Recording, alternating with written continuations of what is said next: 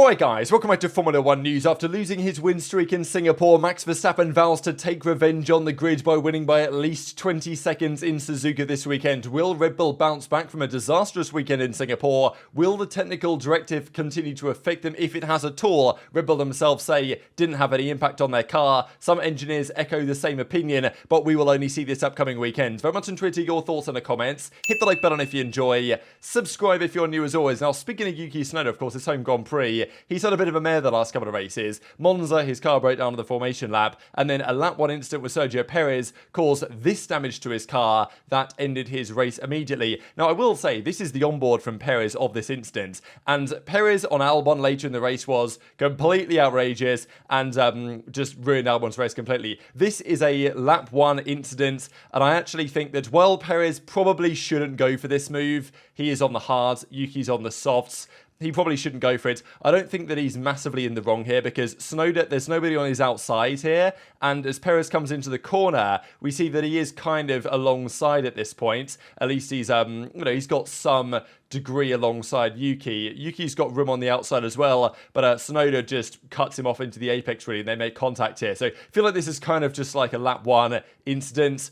I know that people have been blaming Perez for it, mainly because of what happened later in the race, which was absolutely his fault. And, I feel bad for Albon and Williams, and there's been lots of words, actually. I think Albon called him a, effing dirty drive and all this stuff. So it's been kind of spicy. But, this one, I think, is kind of just like a racing incident, really. And I don't know how Perez didn't get a punch from this. Fair play, because Tsunoda's car was destroyed. And it's been a tough time for Tsunoda. Gets taken out by Perez, or whatever you want to call this instance. Verstappen blocks him in qualifying. It's not been pretty. But the rumour is that he will be back in the AlphaTauri next season. Toby Gruner says here from AMUS that it's expected that Tsunoda is going to get confirmed for 2024 this week at his home Grand Prix. So I'm glad Yuki is staying on the grid. I think he deserves it. He's done a great job if this comes true. The issue is, though, what do they do with the rest of the seats? Because Lawson and Ricciardo are fighting out for that second seat, you would think. Apparently, Ricciardo will be the man they go for, especially because I'm sure whoever's going to come in next, it might be Hugo Boss. There's rumours that Adidas want to be that team as well, so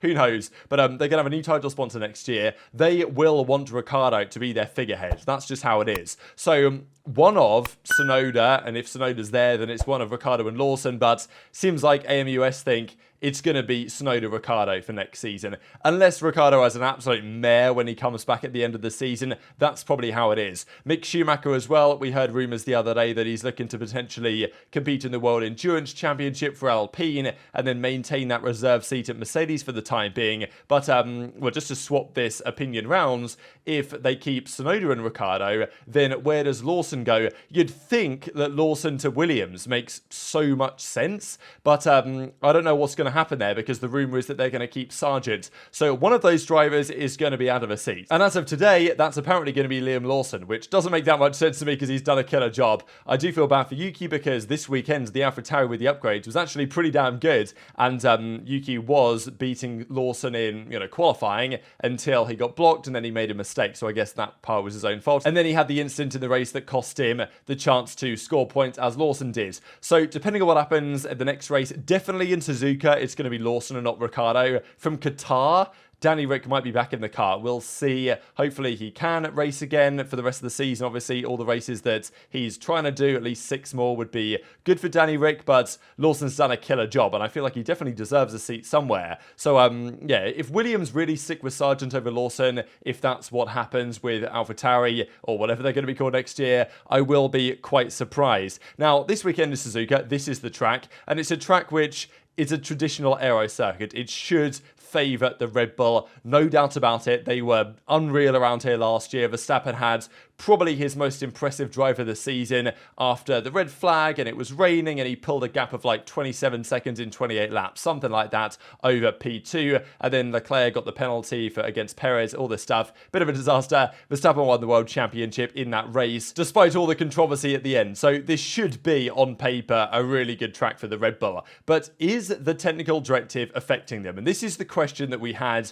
after Friday at Singapore, certainly after Saturday at Singapore, and even to an extent after Sunday at Singapore. This weekend will probably give us the answer because it's a circuit where they should be good, and Red Bull knew they weren't going to be that good at Singapore. They were talking coming in that this was the circuit they were worried about, and, well, it was probably worse than they expected. So does that mean there's been any changes to their car? This is the question. Christian Horner says they've made no adjustments to their car. It's exactly the same machine that they had in Monza, and they've not been affected at all by the new technical directive, which enforces some flexibility of the wings, but also enforces a trick that apparently teams were doing with the floor to enable them to flex the plank. This was the thing that TD39 was meant to eliminate, but apparently teams were finding ways around it. And this is one of Red Bull's big strengths, is that they can run the car far lower to the ground, especially at the rear, than any of the other teams can. On most circuits, this gives them a massive performance advantage, not just in terms of downforce generated from the floor, also even straight line speeds, tyre wear, so many benefits from this. And on most tracks, it works perfectly fine. The problem is if the circuit's a bit bumpy, and especially Singapore when they have the new track surface, part of the track lovely and smooth, part of the track still kind of bumpy. They were having issues getting the optimal ride height this weekend. But Toto Wolff said going into the weekends, we hope it'll slow them down by half a second. And looking at the pace, especially in qualifying, it pretty much did. I mean, at the end of the Grand Prix, this is a little bit, I wouldn't say misleading, these numbers, but you got to understand that Sainz was doing a lot of tyre preservation here at the end of the Grand Prix to ensure that he had enough in the tank to defend, and he was just deliberately slowing down to keep Norris in DRS, of course. Verstappen was charging at the ends, as were the two Mercedes, and Perez was stuck in traffic significantly further behind because he just doesn't have that ability to carve through traffic like Verstappen does. So this was the race pace, and Verstappen wasn't too far off the leaders, but in qualifying they were several tenths off. So, okay, maybe they lose 5 tenths in qualifying, but that doesn't seem to be the reality. And this is the explanation of it that I've seen many engineers talk about,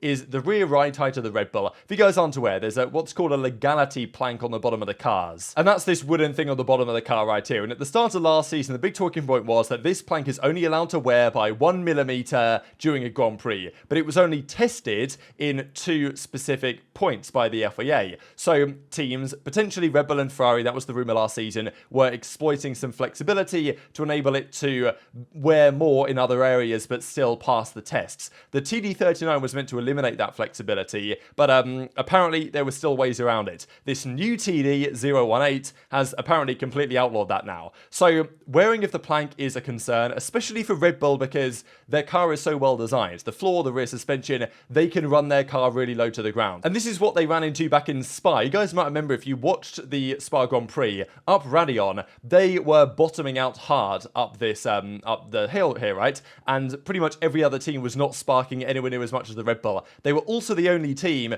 to not be taking this corner flat out in the race, because it's flat out for modern Formula 1 cars. The Red Bulls weren't, because this is the only part of the track really where they are worried about wearing out the floor plank. So they were telling their drivers, Verstappen and Perez, ease some management into Radion, and also I think in parts of Sector 2, because they've got so much pace when they can run the car really low to the ground. They can afford to just chill out on most of the lap, and they'll still be faster than everyone, as long as the plank on the floor doesn't wear too much. So that was a thing in Spa, but they still could run the ride height they wanted, manage the issue, and be faster than anyone. Singapore, though, they struggle with this. Different track situation, part of it's bumpy, part of it's not. They had to run a higher ride height, and their car is not optimized aerodynamically to run at those higher ride heights, so therefore they struggled, and when they tried to lower the car for qualifying, then they were bottoming out. Verstappen had no confidence under braking because all the grip was going from the tyres, so it was a disaster from Red Bull. And I think nobody expects them to be as bad next weekend. I think everybody expects them to be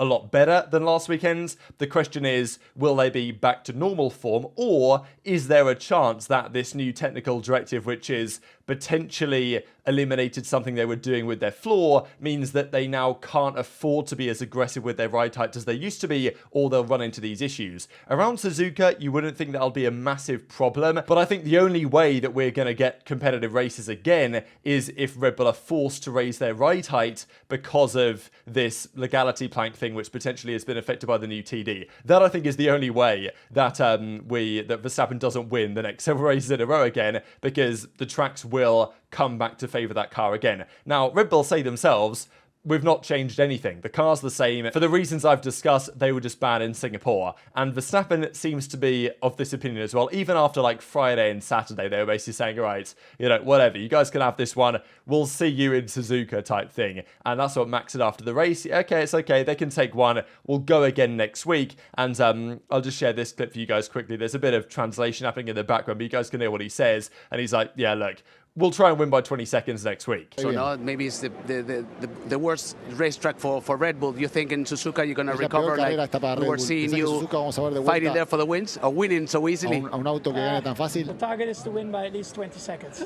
After this El objetivo es ganar por al menos 20 segundos, dijo Verstappen. So Verstappen and Red Bull clearly highly confident they're going to have the pace again at Suzuka as they did last year. And to be honest, even if they are within, let's say Red Bull are 3 or 4 tenths off pole in Suzuka. They probably won't be. They'll probably be on pole. But even if they're a few tenths off, their race pace advantage, given by some of the things we've discussed here today, is so big that they'll probably be able to win the race anyway, right? It's just tracks like Singapore, where even if they had a big race pace advantage, it's probably not going to translate into all that much. So Red Bull say that nothing has changed. It played zero role in their, what was, at least for Red Bull, a disastrous Grand Prix weekends. They wanted to win every race. They have not done so. They also haven't, Max is off the podium, right? Which is also a big record that they would have been going for, because the only driver still to have all podiums in a season is Michael Schumacher back in 2002, I believe. And Horner says they didn't change any parts of the car. Now, it's not like Horner's going to come out and say,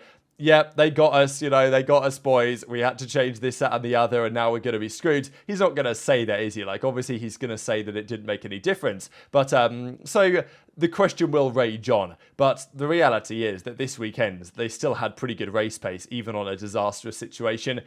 It's almost guaranteed the next weekend, if they have better qualifying pace, which they almost certainly will, then, they're going to win the race comfortably again, you would think. So, the time away from Red Bull domination is likely going to be around about 3 days before we get to Suzuka this weekend. And even Horner says that we learned some of the weaknesses of the car, which, to be honest, we hadn't seen any weaknesses of that car all season. Every corner, every track condition, every track straight up has been good for the Red Bull. There's some where they've been better than others, but in general, they've been stellar everywhere in all conditions and all corner types. But there were some weaknesses exposed in Singapore that they're going to try and address for next year and make sure that Singapore isn't another disastrous weekend next time around, because, Max has not had a good time there. And with Max Verstappen's P5 finish in Singapore, Schumacher remains the only driver to achieve a 100% podium record. I think Hamilton and Vettel might have got 17 out of 18 in one season as well, so and I think it was 17 out of 17 for Michael, but Verstappen will not be able to, well, you can't break this record. 100% podium record can't be broken, but he could have tied it. And just to close out with, I thought this might have been fixed by now, but people were pointing it out, it was kind of funny that on the F1 constructors page you can see that Red Bull, Perez, Verstappen, Mercedes, Russell, Hamilton, Ferrari, Leclerc, Sainz, Aston Martin is just the Alonso show. Like, Stroll isn't even on there. And I know a couple of guys have mentioned in the comments the last few videos, I thought I'd mention it, donkey of the day. Somebody mentioned it, and sometimes I refer to drivers going donkey mode if they've done something stupid. So on race weekends from now on, I'm going to start trying to remember to mention the Donkey of the Day award, because on Saturday this week, it probably would have gone to Verstappen for the 3 impedings and then going out in Q2, but Stroll takes the cake for Donkey of the Day on Saturday in qualifying. And then yesterday's race, to be honest, there was a few stinkers out there. Alonso had a bad one for sure. Perez had a stinker race for sure. I have to give it to George though, right? I mean, half a lap to go. I feel bad for him, but I mean, half a lap to go to the podium and had a chance to win the race as well, to hit the wall and go out of the race. That's got to be Donkey of the Day award. So for this weekend, it goes to Stroll and Russell. But next weekend's, I'm sure there'll be other candidates. But very much intrigued to your thoughts in the comments. Hit the like button if you enjoyed. Subscribe if you're new as always. Take care, and I'll see you next time.